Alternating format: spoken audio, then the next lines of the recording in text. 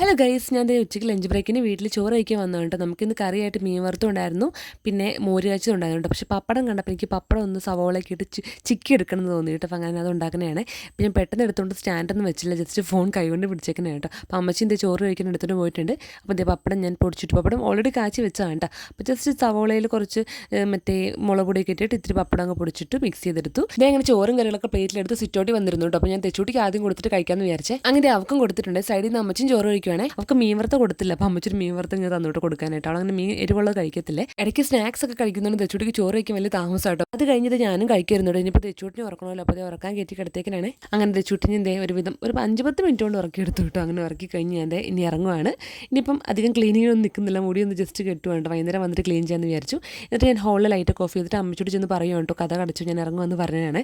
അങ്ങനെ അതും പറഞ്ഞിട്ട് ഇറങ്ങിയിട്ടുണ്ട്. അപ്പോൾ ഇന്നത്തെ കുഞ്ഞു വീഡിയോ ഇത്രയേ ഉള്ളൂ. വീഡിയോ കണ്ട് ഇഷ്ടപ്പെട്ട് ഞാൻ സപ്പോർട്ട് ചെയ്യാൻ മറക്കില്ലേ. അപ്പോൾ ബൈ.